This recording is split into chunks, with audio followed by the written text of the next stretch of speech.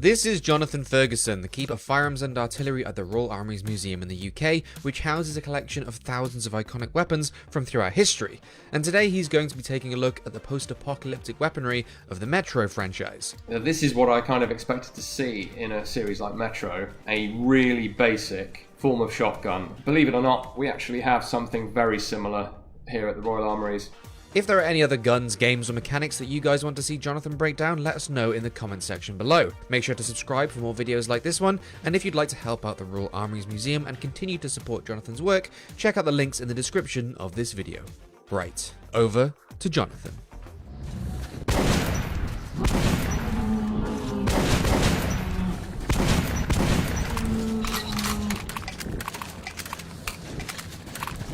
Alright, pause there.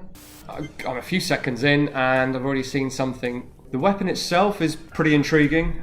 It's obviously a shotgun. You can mainly tell that because it's got actual shotgun cartridges visible. And that's probably the main issue with the design. Revolver. This is a revolver shotgun. Revolvers of whatever type, they have a cylinder. Or they might operate with an external drum system. But there isn't anything to contain the rounds. Now it looks like there is a bolt that is ramming the cartridge into the chamber from this, for want of a better term, clip. If so, then it could work. But you still wouldn't, I don't think you'd want a magazine system that doesn't protect the rounds. It's a bit of a weird one. I think it's been done for visual interest so that you can see the rounds. Creative, doesn't seem very practical. So it's unlike most revolver shotguns, which are typically like a revolving pistol. They have a solid cylinder, bored with chambers, and the rounds are fired within the chambers. So the chamber forms the back of the barrel, the breech. This isn't that. This is more like a semi-automatic shotgun combined with a revolver shotgun.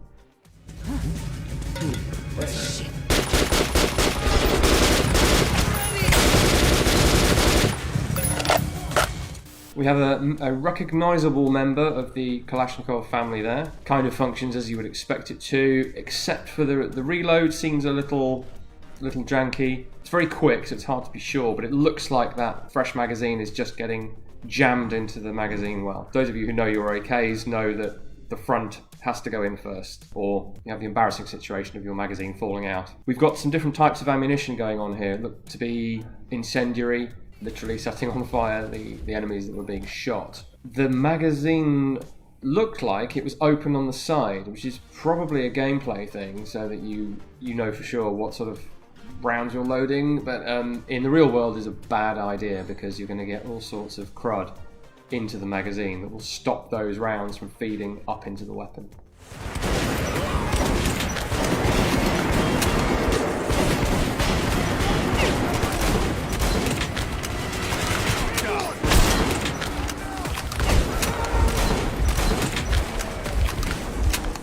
Now, this is what I kind of expected to see in a series like Metro, a really basic, improvised form of shotgun, and we've got at least two versions here, double-barreled and quad-barreled. Believe it or not, we actually have something very similar here at the Royal Armouries. Well, we have a number of improvised shotguns, but none of them are quite as much like the Metro design as this one. So it's got a latch on the top, and then it breaks open like many shotguns do, like the one in the game does. When you open the gun in the game, the cartridge cases go flying out. In reality, when you open this gun, this would happen, because there's nothing hooking under that rim to pull out the case so that you can remove it, and there's certainly not a mechanism, usually a plunger type mechanism, spring-loaded, that actually kicks the cartridge case flying out of the gun. The other consideration with a shotgun is recoil. The double barrel, if you're firing both barrels at once, is a real handful. 4 barrels going off at once is serious business, and I don't think I've seen a 4-barrel shotgun fired. But you'd need to practice, and you'd probably need to be physically bigger than me to do that.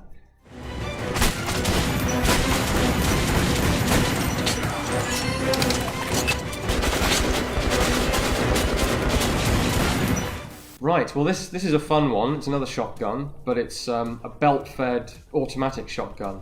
Reminiscent of things like the AGS-17 but for 12 gauge cartridges. So it looks plausible enough in terms of how it's designed. The function of it is bizarre because it looks like we've got two fire modes. One of them is like a burst, but then after the burst, the animation is lifting the top cover, fiddling with it, and closing it again, almost like it's jamming. So I really don't know what's going on there. I quite like how wobbly the top cover is. Not that that would be particularly plausible, because something that wobbles around that much probably wouldn't work properly, but it does fit the idea of this being homemade. Come and get some!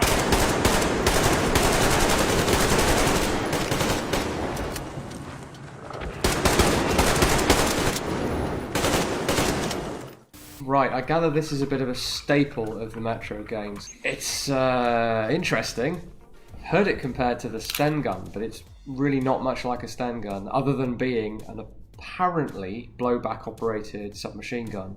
The only one we see a real detailed look at is the most recent, and that's got no visible cocking handle other than the disc at the rear that gets pulled when there's a jam, when there's a stoppage, but then that never gets pulled when the weapon's just being loaded. So how are we cocking the bolt?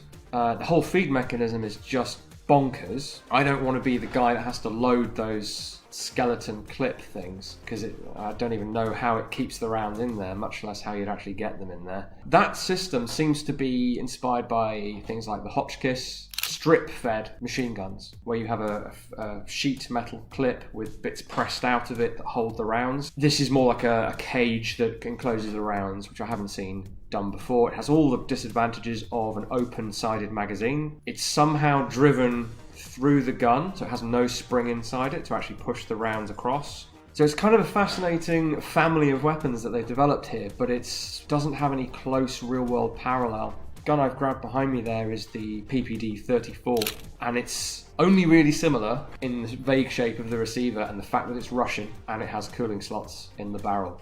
You won't find anything very close to this. Yeah, and I've just got some problems with that feed device, I'm afraid.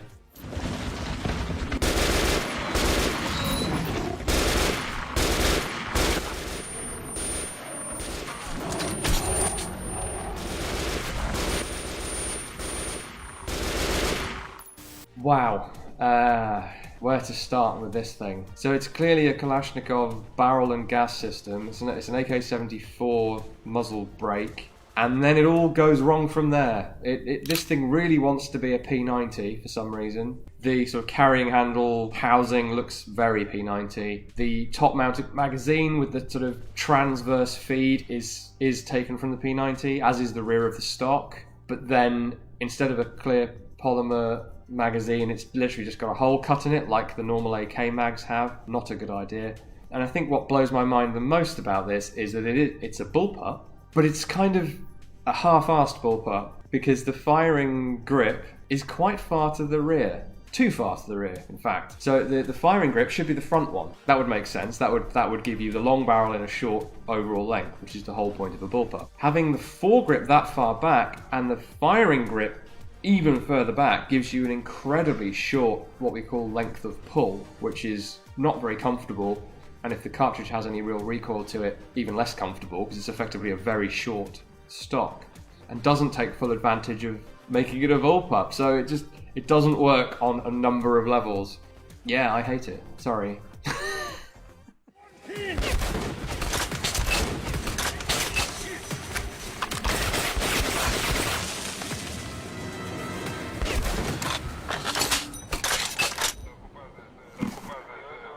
Can I firstly just say that I do appreciate the wiping the blood off the face or visor. That's a nice touch. And it kind of fits with this weapon because it's clearly so powerful it creates it's not even a pink mist, it's just like a red cloud.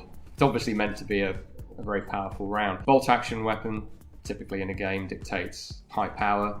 This is very similar to, as you can't really miss behind me, the PTR-D, a 1941 design for an extremely powerful anti-tank rifle. If you're using it against personnel, especially if they're behind a wall of any kind and you know they're there, you can just fire straight through it. I'm not quite sure how cover and concealment works in this game, but I wouldn't be surprised if that's not an advantage of it. It's also substantially smaller and lighter than the actual PTR-D, which is as you can see, immense and extremely heavy. It's not something you could realistically carry and shoot. Well, you could pick it up and fire around from the hip, but you're not going to hit anything.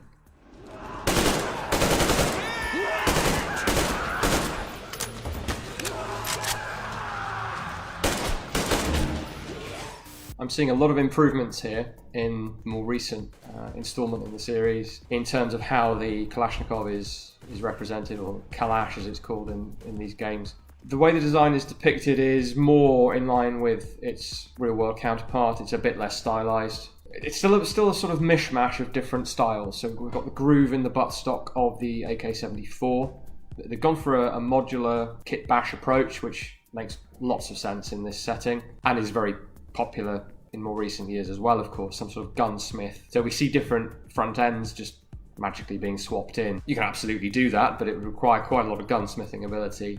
In common with a couple of other more recent games, you can leave bits off. So we see the AK taken into the Metro there with no top cover on it, which always looks a bit weird, but works. All that is a dust cover, so definitely works without it.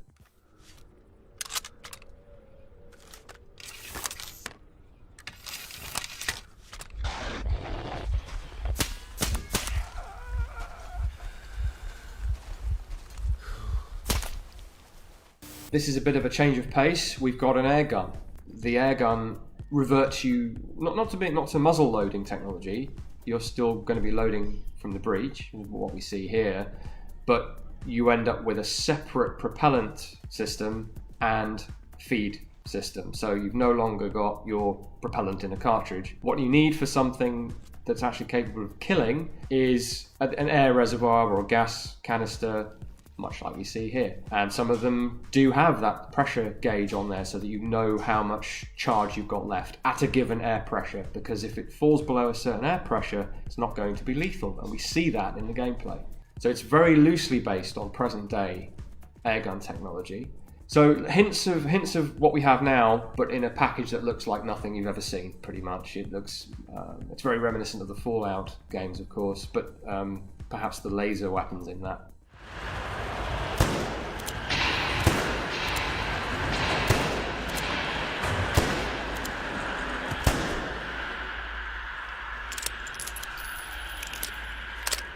We've got a revolver, and heavily customized in-game to essentially a revolving carbine, revolving rifle. The reason I've grabbed this, it doesn't look particularly like the revolver in the game, which is unnamed, but it does borrow heavily from the Smith & Wesson No. 3. And I've grabbed this one specifically, well, for two reasons. One is it does take the frame of the revolver appears to be what they're using in Metro, and if you look at the side plate very closely, you'll see it's this removable side plate, which is how you access the mechanism to repair it, maintain it, is the same shape. It even has the same 3 screws. So this was the visual reference, or one of this family was the visual reference for the revolver in the game. One of the upgrades we saw there was a sound suppressor on a revolver, which is normally a no-no, because you have the gap between cylinder and barrel just in there. Very small, but enough for extra sound to leak out, to put it that way.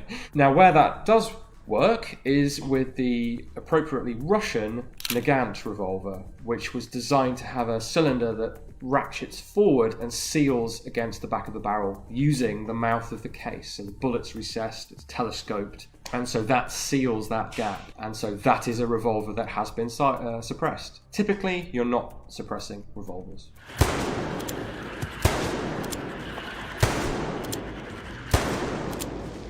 If you'd like to support our work at the Royal Armouries, we've got links in the description as to how you can do that. But I'll otherwise see you next time.